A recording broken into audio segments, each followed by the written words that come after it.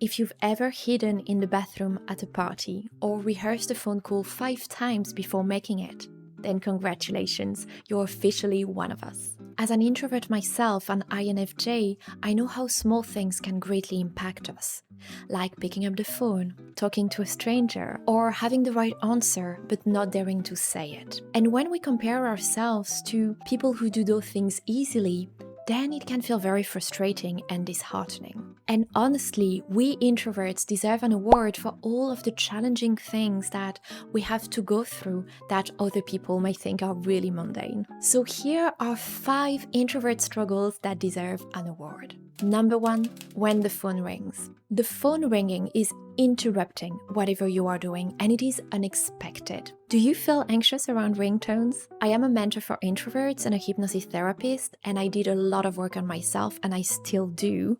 However, I have to say that I still hate when the phone rings most of the time. It's really not my favorite thing. Why? Because I believe that introverts do not thrive on the unexpected when it comes to social situations. We often need to be prepared, to know what we're going to talk about, or to rehearse a phone call if it's a serious and important one. So we don't really like being caught unawares. Some fellow introverts actually describe the sound of a ringtone as an attack. And it does make sense because that's how your nervous system is feeling it. Number 2, when there's a change of social plans. Again, we are not fans of the unexpected in the social area. Think about this scenario. You planned to meet 2 friends at the park, and you're making your way there. You're early because you don't want people to wait and you want to adjust to the setting. And there, as you sit down, you picked up a spot, you receive a text from your friends saying that they are bringing with them some of their friends. And you don't know them, they are strangers to you. The anxiety starts kicking in. Instead of being just the 3 of you, which was planned, which was safe, which was certain, there are now going to be 3 or 4 more people, so it suddenly becomes a group. And that's probably not your favorite thing as an introvert. And your more extroverted friend may say, well, that's great, the more the merrier. And you smile, trying to pretend that you're feeling the same way, but actually you're feeling anxious. And maybe you're gonna have a great time, and maybe you're gonna build some very nice connections. But the point is that those type of situations are not as easy as 1, 2, 3 for an introvert. Number 3, when you have to socialize, when your social battery is running low. Imagine that you're at work, you're participating in a group project. It's quite loud, there are a lot of ideas flying around, and you're trying to be heard, you're trying to gently claim your seat at the table, and lunch is announced. And this is a great opportunity to relax, to take a step back, and to recharge your batteries. However, it is naturally socially expected of you to go and have lunch with everyone else. And if you are really honest as an introvert, you may say something like, well, I need some quiet, alone time to recharge my batteries because I'm feeling quite tired and drained right now, so I'm going to have my lunch on a bench in the park with my book.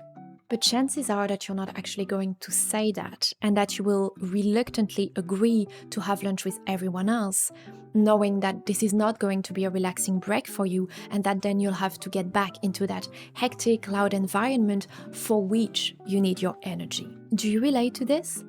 This is a true introvert struggle. However, when you build your confidence as an introvert, then you can politely explain that you're feeling quite tired and you need to recharge your batteries, so you're going to isolate a little bit. And when you come back after lunch, you're going to be really happy to join them and be with them again, and that you're going to be more efficient. Number 4, when you're being ignored or talked over when you speak. So this is an experience that I saw a lot of introverts share. This comes down to whether you are a confident introvert or not yet. As introverts, most of the time we internalize things and we process things deeply within. So here's what can happen. When you want to say something and that you're not used to have your voice heard, you may unconsciously speak very quietly, and with a tone of voice that conveys that what you have to say is not really interesting and it's not really valuable. So that may lead people to not actually hear you, or to not really pay attention to what you're saying, which makes you want to withdraw naturally because you're experiencing this. There's also a natural human paradox in craving attention and being afraid of attention at the same time. And this mental, unconscious conflict can create a conflict in your energy field. Our energy is like an invisible field that other people can unconsciously perceive, and this can contribute to people ignoring you when you speak. As if your field was carrying the information, I don't want to be seen, I'm not worth it. And at the same time, I really need you to give me space to be myself, because I don't feel comfortable taking this space by myself. So there are conflicting, confusing energy there. Can you sense it? That is something that can lead to you being ignored. And there's a study that's been made about students who were being bullied at school, like it was my case as well. And they found out that even when the child was changing school, that child was still being bullied in the new school. The reason for that was that there was something unconsciously that the child was carrying because of the bullying, this kind of information coming from their energy, their invisible energy field that says, I'm inferior, I am lesser than you, I am not valuable, I'm not lovable. And even when changing schools, other pupils who were bullies could sense it. And another reason for people ignoring you can of course be that they're very rude, that they're mean, they're doing it on purpose, but that's another story, right? And hopefully it's not the case for you. And I have a little story for you here, a happy story. One of my clients used to feel invisible whenever he was out with his wife, whether it was friends, colleagues, waiters, salespeople. They would all address his wife and look at his wife but not address him. And he felt really ignored, he felt overlooked, and it really hurt him and became a very big trigger for him. So together we worked on shifting his inner beliefs so that he genuinely believed that he was interesting, that he was appreciated, that he was valuable. And once he changed the way that he related to himself, something incredible happened. He said to me that people started to notice him, to talk to him, to engage with him naturally. So his social life changed, not because he forced it, but because he embodied a new, confident, legitimate energy within. And if that's something you'd like for yourself, I'm offering a discount on my one-on-one signature package called Heal and Expand to help you become a thriving introvert, in exchange of filling out a little market research form and introversion that I've made. I would absolutely love to read your answers if you're watching this and you're an introvert, because it's really helping me help you and my clients and my audience in the best ways. So you can find the link to the market research form in the description box. Thank you so much. Let's continue. The last struggle is a really important one that I know a lot of you struggle with.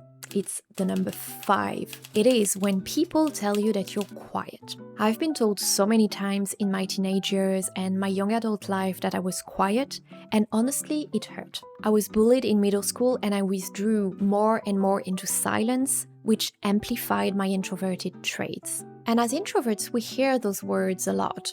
You're very quiet, you don't talk much. By working with introverted clients and reading introverts' comments online, I can see that this is a really common experience that we share. When hearing those comments, we tend to withdraw and close off even more. Why? Because when your confidence is not at its best, and that people expect you over time to be shy, to be quiet, to not be very talkative, to not be very sociable, then that's the identity that they're reflecting back at you. And then you actually start embodying this identity. Psychologists call this the looking glass self, the idea that we shape our self-image based on how other people see us. When your confidence is low, it's even easier to internalize those outside labels and to become the smaller, quieter, more limited version of yourself. However, don't worry. When you start building a stable, healthy foundation and a healthy, positive relationship with yourself, you'll be able to show up authentically, intentionally, and to claim your place in the room with more and more ease without being impacted by what other people may think. So which of those 5 struggles deserves a gold medal according to you? Let me know in the comments. And here's a very crucial point, so keep watching. A lot of introverts have been conditioned to shrink themselves without even realizing it. Maybe you've been bombarded by the media and by society with an image of what is popular, successful, and acceptable. And that image tends to connect with extroversion. But that's wrong, because your quiet energy is not a flaw, it's a strength. Maybe you felt ignored, overlooked, or told you're too quiet. And little by little, you started actually believing it. But the truth is, being an introvert is not the problem. It's the limiting beliefs we pick up along the way that hold us back. And this is exactly the work I do. I help introverts reconnect with their inner confidence, thrive and claim their place in the world without trying to be someone they're not, because their introversion gets to be a strength. So remember, from the bottom of my heart, I am telling you that you have so much value to share to the world as an introvert. Don't just keep it to yourself. You have so much value. I will see you in the next video. Bye.